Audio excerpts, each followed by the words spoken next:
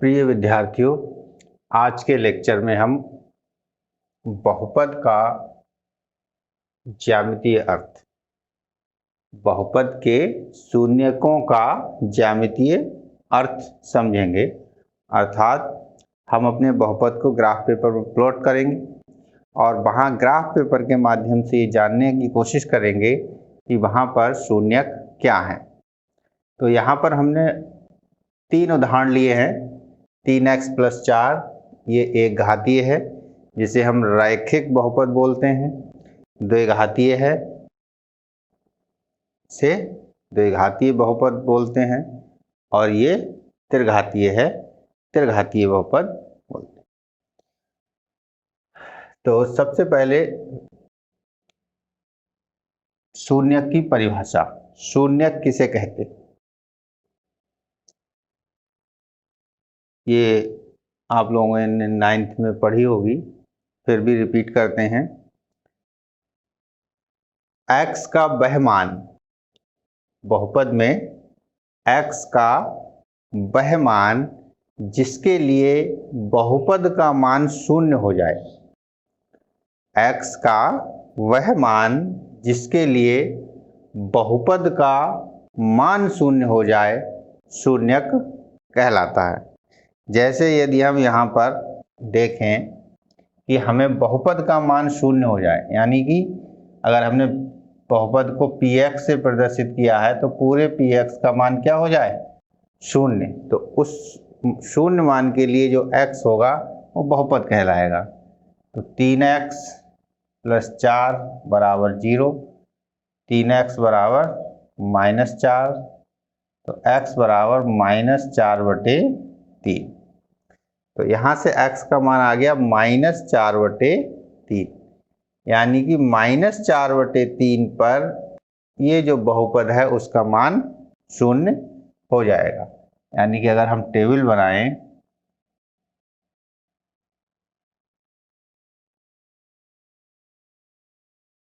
x और y, देखें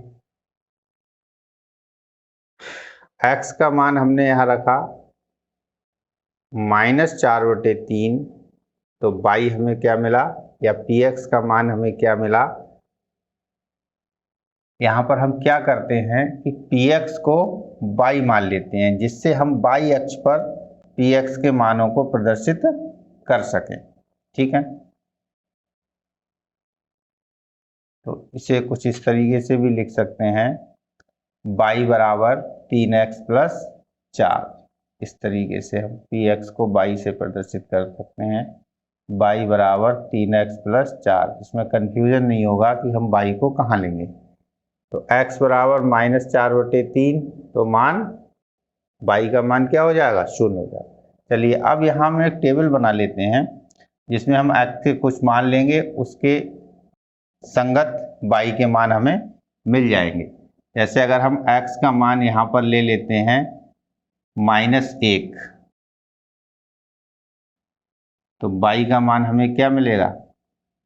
x का मान यहाँ पर हम रखें, y = 3 -1 + 4, तो y = -3 + 4, यानी कि y बराबर हमें क्या मिला? 1। ठीक है, और यदि हम x का मान शून्य ले लेते हैं तो यहाँ जब शून्य रखेंगे तो सब शून्य हो जाएगा, तो y बराबर हमें क्या मिल जाएगा? 4। तो इस तरीके से हमने यहाँ पर 2 मान निकाल लिए x और y के। अब हम यहाँ पर ग्राफ पेपर पर इसे बनाने की कोशिश करेंगे। मैं तो यहाँ रफली बना रहा हूँ, आप इसे ग्राफ पेपर पर बना लेंगे।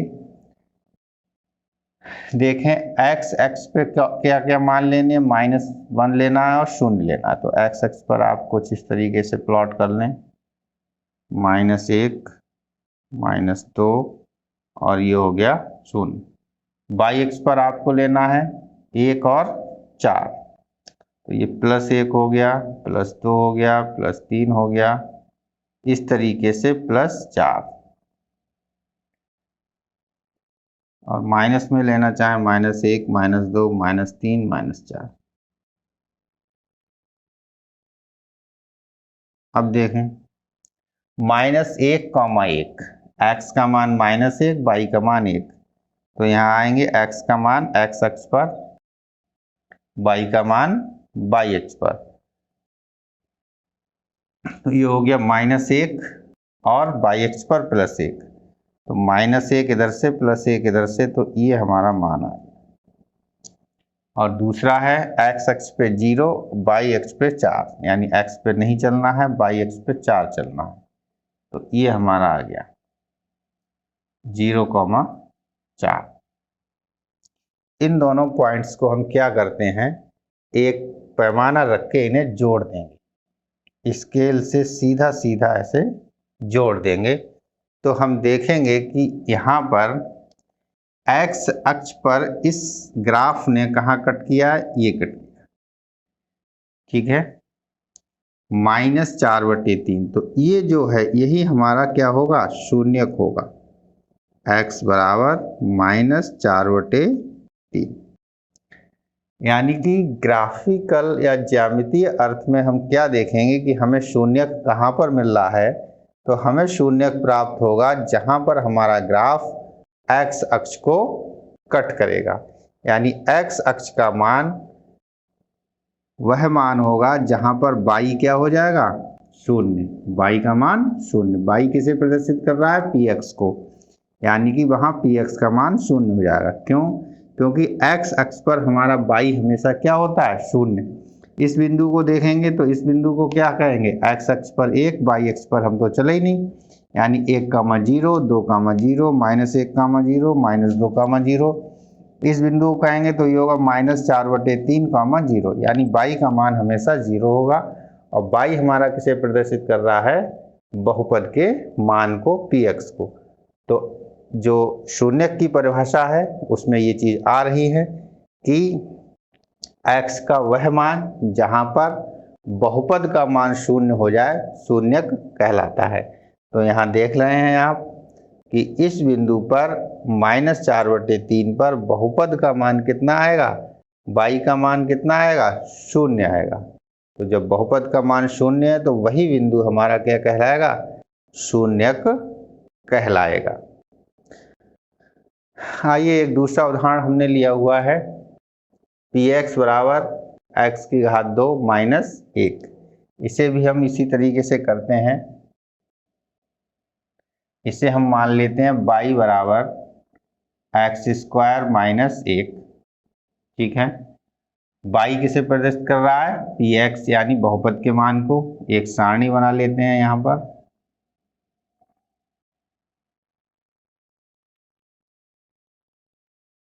x y, कुछ 4 पॉइंट ले रहे हैं यहाँ पर हम। x का मान अगर हम 0 ले रहे हैं तो y का मान हमें क्या मिल रहा है, x का मान हमने 0 लिया तो y का मान हमें मिला -1। और यदि हम x का मान 1 ले रहे हैं तो y हमें 0 मिल रहा है, x का मान -1 ले रहे हैं तब भी y हमें 0 मिल रहा है, ठीक है। यदि हम x का मान 2 ले रहे हैं तो y का मान 3, और यदि हम x का मान -2 ले रहे हैं तब भी हमें y का मान 3 मिल रहा है। तो देखें यहाँ पर इस सारणी में ही देखें कि हमने x का मान 1 रखा तो y 0 मिल गया, यानी बहुपद हमें 0 मिल गया। और x का मान यदि हमने -1 रखा तो हमें y 0 मिल गया, यानी कि इस बहुपद के जो शून्यक हैं वो क्या होंगे, 1 और -1, ठीक। निकालने का तरीका है, उससे आप निकाल सकते हैं कि px बराबर 0, और px हमारे पास है क्या, x² -1 बराबर 0। तो x² बराबर -1 को इधर ले जाएंगे तो प्लस का 1 हो गया। तो x बराबर वर्गमूल लेंगे 1 का तो दोनों चिन्ह आ जाएंगे, प्लस माइनस 1। 1 का वर्गमूल क्या होता है, 1 होता है। तो +1 और -1 क्या आ गए, ये शून्य आ गए, जो कि आपको सारणी से भी दिख रहे हैं। अब हम यहाँ पर ग्राफ बनाने की कोशिश करते हैं। देखें,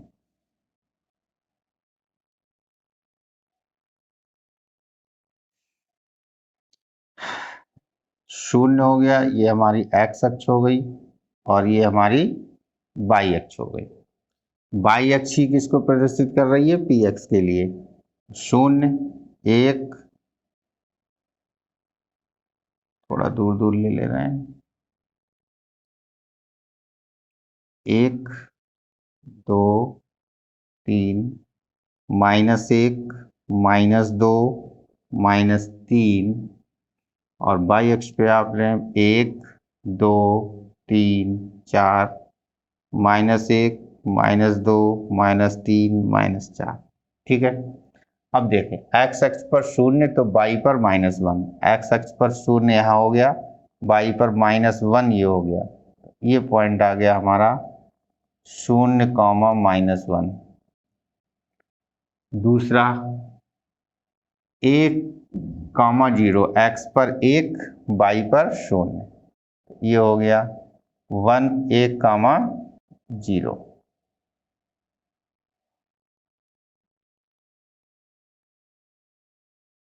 ये वाला पॉइंट एक कॉमा जीरो हो गया।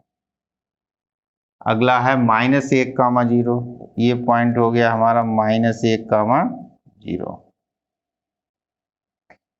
फिर दो कॉमा तीन, तो ये हो गया बाई एक्स पर तीन, तो एक्स अक्ष पे दो, बाई एक्स पे तीन, एक, दो, तीन, चार, माइनस एक, माइनस दो, माइनस तीन, माइनस चार, तो दो लिया है तो बाई एक्स पे तीन, तो ये बिंदु यहाँ आएगा, दो कॉमा तीन। माइनस दो लिया है तो माइनस तीन यहाँ आएगा, तो ये हो गया माइनस दो कॉमा तीन। अब इन्हें हम हल्के हाथ से सभी को जोड़ देंगे इस तरीके से, ये हमारा ग्राफ बना। इसे हम बोलते हैं परवलय। इस ग्राफ को क्या बोलते हैं? परवलय। अंग्रेजी में बोलते हैं पैराबोला। ठीक, ये इस ग्राफ को क्या बोलते हैं? ये सीधा सीधा हमारा रेखा है, या अंग्रेजी में से बोलते हैं लाइन। यानी कि एक घातीय अगर बहुपद है तो उसका ग्राफ क्या होगा? एक रेखा आएगी, और यदि हमारे पास बहुपद द्विघातीय है तो उसका ग्राफ हमेशा एक परवलय आएगा। अब यहाँ शून्यकों को समझते हैं। शून्यक हमारे पास ये थे, जहां पर बाई के मान शून्य हो रहे हैं। क्या ग्राफ में भी यही शून्यक दिखाई दे रहे हैं? कहाँ दिखेंगे? एक्स अक्ष पर। देखें, ग्राफ जहां एक्स अक्ष को कट कर रहा है, एक पॉइंट ये है, एक पॉइंट ये है, तो एक्स अक्ष को ग्राफ कहाँ पे कट कर रहा है? बिंदु एक कामा जीरो पर। यानी यहाँ पर एक्स का मान कितना हो गया? एक, तो ये शून्यक हो गया। यहाँ पर एक्स का मान कितना हो गया? माइनस एक, तो ये शून्यक हो गया। यानी कि हम ये समझ सकते हैं कि एक घातीय बहुपद में जो शून्यक होगा वो एक होता है, क्योंकि ग्राफ हमारा एक्स अक्ष पर सिर्फ एक बार ही कट होता है। द्विघातीय बहुपद में शून्यक हमारे दो होते हैं। क्यों? क्योंकि ग्राफ एक्स अक्ष को दो बार कट करता है। इसी तरीके से अगर हम तीन घातीय बहुपद लेंगे तो तीन घातीय बहुपद में अधिकतम शून्यक हमें कितने मिल सकते हैं? तीन मिल सकते हैं। अधिकतम वहां पर ग्राफ जो है एक्स अक्ष को तीन बार कट कर सकता है। आइए अब तीसरा उदाहरण देखेंगे। इसके लिए हमें इसे मिटाना होगा।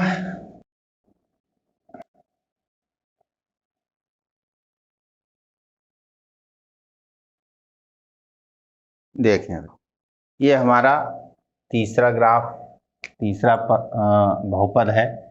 इसको भी हम मान लेते हैं बाई बराबर एक्स की घात तीन माइनस चार एक्स, और यहाँ पर एक टेबल बनाते हैं।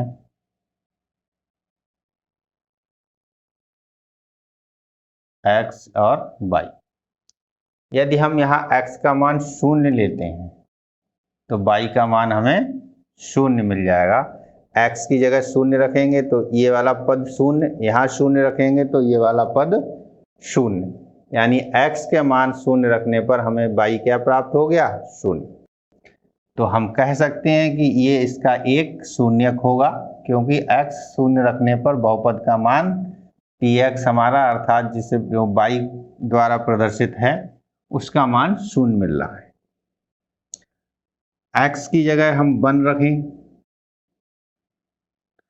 यदि हमने 1 रखा तो प्लस का 1, x की जगह अगर हमने 1 रखा तो 1 की घात 3 का मान 1 होता है, -4 गुणा 1, तो 1 - 4 यानी ये आएगा माइनस का 3। इसी तरीके से यदि हमने x का मान -1 रखा है तो -1 जब हम रखेंगे तो -1 की घात 3 -4 -1, तो -1 की घात 3 -1 हो गया, माइनस माइनस ये +4, आंसर आएगा प्लस का 3। दो मान रख के देख लेते हैं। अगर x की जगह हमने 2 मान रखा तो यहाँ 8 मिलेगा और यहाँ 8 मिलेगा, तो ये 0 हो जाएगा। और यदि हमने यहाँ -2 रखा तो यह -8 होगा और यह +8 होगा, तब भी हमें यहाँ 0 मिल जाएगा। तो इस तरीके से हमने एक छोटी सी टेबल बना ली है। अब इस टेबल के माध्यम से हम ग्राफ बनाते हैं। देखें,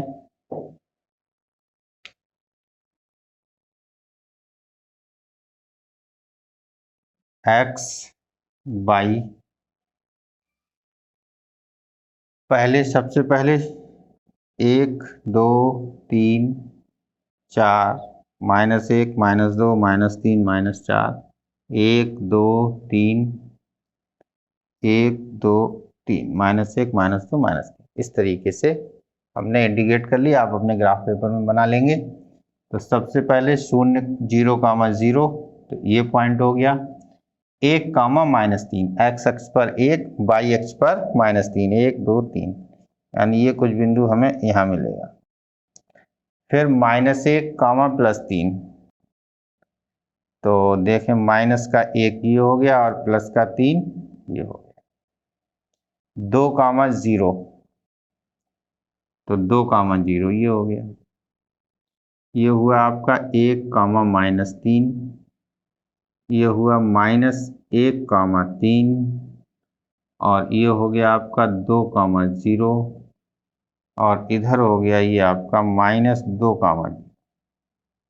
अब इन्हें सीधे हाथ से यदि हम मिलाएं तो ये ग्राफ कुछ इस तरीके से आ रहा है। ठीक है, ऊपर को चला जाएगा, ये कुछ ऐसा। तो यहाँ देखें, इस तरीके का ये हमारा 3 घात का बहुपद का ग्राफ मिला। अब शून्यक हमें देखना है। शून्यक हमारा क्या निकल के आया पिछले उदाहरणों से? यही निकल के आया कि ग्राफ x अक्ष को जहाँ कट करेगा वह बिंदु हमारा शून्यक होगा। तो यहाँ देखें, ये 3 बिंदु मिले। यहाँ x अक्ष को कट कर रहा है, यहाँ x अक्ष को कट कर रहा है, और यहाँ पर x अक्ष को कट कर रहा है। तो यहाँ शून्यक हो गया -2, 0 और 2।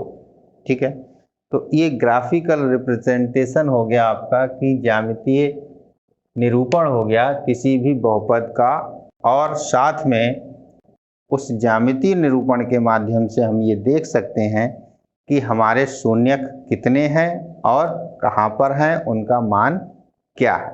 कई सारी चीज़ें हम यहाँ से क्लियर कर सकते हैं। उम्मीद करते हैं कि बहुपदों के शून्यकों का ज्यामितीय अर्थ आप लोगों को समझ में आया होगा।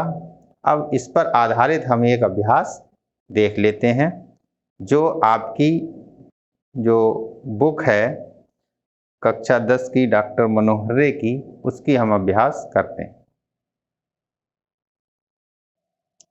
देखिए, यहाँ पर हमने आपकी अभ्यास से 6 प्रश्न नोट किए हैं। इस क्वेश्चन में आपसे कहा जा रहा है कि ये जो ग्राफ हैं वो किसी ना किसी बहुपद को प्रदर्शित करते हैं। तो आपको यहाँ बताना है कि ग्राफ के माध्यम से कि उस बहुपद में शून्यकों की संख्या कितनी होगी। ये नहीं बताना है कि शून्यक क्या है, क्योंकि ये पर्टिकुलर ग्राफ पेपर पर नहीं है।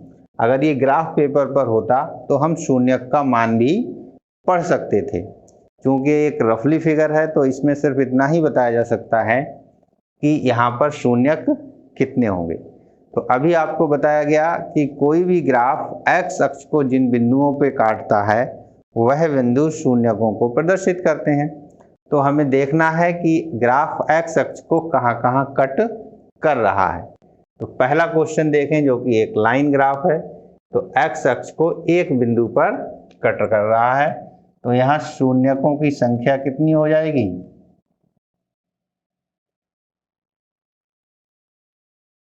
इसमें हो जाएगी सिर्फ एक। और यहाँ देखें इस ग्राफ में यह ग्राफ एक्स अक्ष को कहीं भी कट कर रहा है ना ही टच कर रहा है, यानी एक्स अक्ष पर ये मिला ही नहीं है, अर्थात यहाँ पर शून्यकों की संख्या नील होगी, कोई भी शून्यक नहीं होगा। तो हम कहेंगे शून्यकों की संख्या यहाँ कितनी है? शून्य। कोई भी शून्यक नहीं है। ग्राफ नंबर 3 में देखें, ये ग्राफ एक्स अक्ष को इस बिंदु पर कट कर रहा है, यानी यहां पर शून्यकों की संख्या कितनी हो जाएगी? एक। इसी तरीके से ग्राफ नंबर 4 इस तरीके से ग्राफ है, यह एक्स अक्ष को दो बिंदुओं पर कट कर रहा है, यानी शून्यकों की संख्या कितनी होगी? 2। यह ग्राफ क्या है? देखें इस तरीके से 1 2 3 तीन बिंदुओं पर कट कर रहा है, यानी यहाँ पर शून्यकों की संख्या कितनी हो जाएगी? 3 हो जाएगी। ये ग्राफ देखें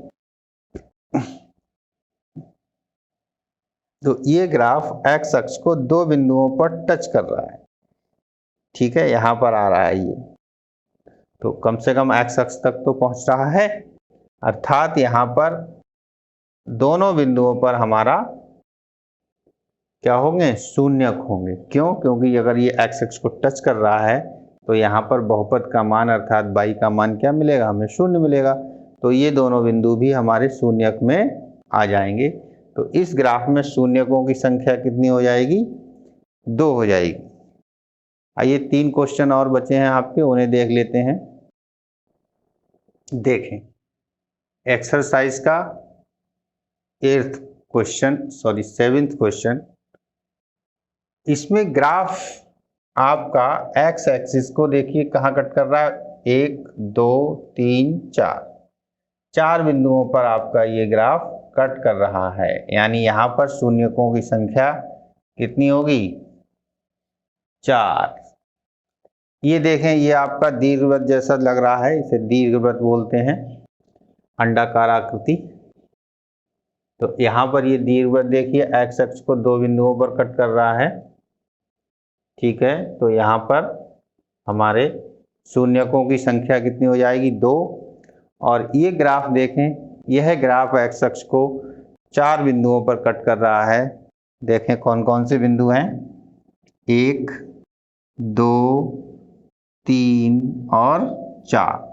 तो यहाँ पर शून्यकों की संख्या कितनी होगी? 4 हो जाएगी। इस तरीके से हमने ग्राफ के माध्यम से देखा कि शून्यक क्या होते हैं, उन्हें हम कैसे प्रदर्शित कर सकते हैं, और यदि हमें ग्राफ पेपर पर ग्राफ बना हुआ है तो हम पहचान सकते हैं कि उसमें शून्यकों की संख्या कितनी है या उस शून्यक का मान क्या है। शर्त है ग्राफ पेपर पर हो, और यदि ग्राफ पेपर पे नहीं है, प्लेन पेपर पर है, तो हम सिर्फ ये बता सकते हैं कि शून्यकों की संख्या क्या है। तो ये आपकी प्रश्नावली 2 ये कंप्लीट होती है यहाँ पर, और आपसे हम उम्मीद करते हैं कि इस प्रश्नावली से पहले जो उदाहरण हैं उन्हें आप अवश्य सॉल्व कर लेंगे इस बुक से, और यदि कोई दिक्कत होती है तो आप हमें लिख सकते हैं, कमेंट कर सकते हैं, मेल कर सकते हैं। Thank you.